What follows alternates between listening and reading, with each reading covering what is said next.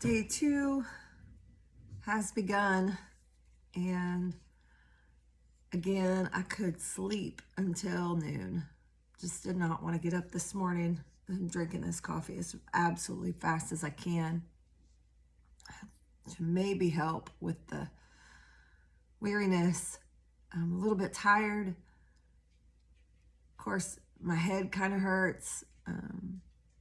I did have a little trouble with prep this time, so it wasn't as smooth as last time. Last time when it was time to stop eating, it was just such an easy transition. It's not been too terrible this time as far as my body's super freaking out. But, you know, anytime you decide you go from one small meal a day to no meals a day, it's going to be a little bit of an adjustment. So my body, the next few days, I have a feeling it's just going to be doing its, aches and pains, little headaches here and there, and crying and whining, basically. And I'm feeling that this morning, slow going. We had church last night. It's February, what is the date? The 8th today.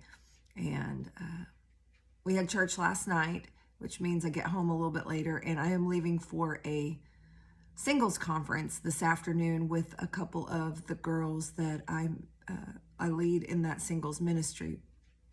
I know I'm married. It's weird for everybody always says that. It doesn't matter if you're married. I was single, if that makes any difference. And then I got married. So now my husband and I both lead the singles ministry. But we're going to go up to a town in Texas called Lufkin, and we're going to go to a singles conference. I'm taking them. We're going to be staying in an Airbnb. I've packed food, not for me to eat, but for them. I'm going to cook for them. And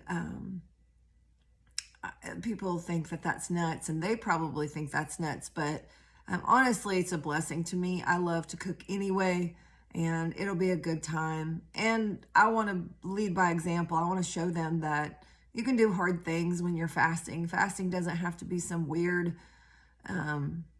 time that you have to act all different than you would normally act. You can do whatever.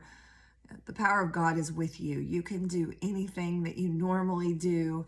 And the Bible, that really actually says, if you really analyze the scripture, Isaiah 58 asks us to deal while we're fasting. God's way of fasting, it says, verse 7 in chapter 58 says, is it not to deal thy bread to the hungry? So are you supposed to cook and feed those that need fed when you're fasting? Yes, absolutely. Deal your bread. Now, some people might interpret that as give your food away since you're not eating it, which that's basically what I'm doing. I'm going to be cooking for these girls. So I'm looking forward to that. But I have not packed properly. And I'm already running late this morning because I hit snooze. So it ought to prove for a very interesting morning, getting everything ready in my car and to school on time and to spend time with God in prayer this morning in the sanctuary, which is the highlight of my day. So it's going to be interesting, all while kind of feeling a little, rough this morning. Just got to maintain hydration. Gotta pray, continually talking to God, continually throwing the promises that he's made me for this fast up into my head. Also remembering why I'm doing this. I'm still a little new in it. When I get further in, 20, 30 days, those are the days that, literally I will have to write out my whys every day and really pursue my whys. Right now, I'm not feeling too bad.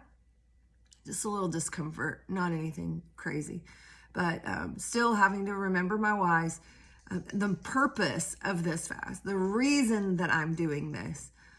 It is for my corporate body. It's for the church. It's for those who can't fast. It's for the furthering of God's kingdom. It has nothing to do with me.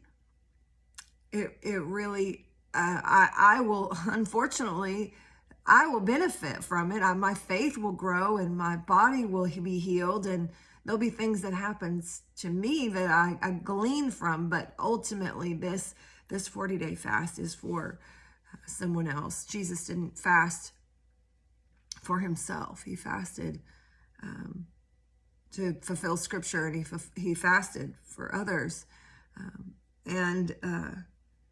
But anyway, that's what I'm doing this morning. I'm getting ready to go to Lufkin and having some coffee, reading some word. Yesterday, I felt so much of the grace of God surround me, so much mercy.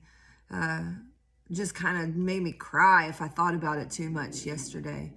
And so I'm hoping for another good day. We'll be in Lufkin by this evening, and hopefully my PM video will be made at our Airbnb in Lufkin, Texas. So until tomorrow or until later.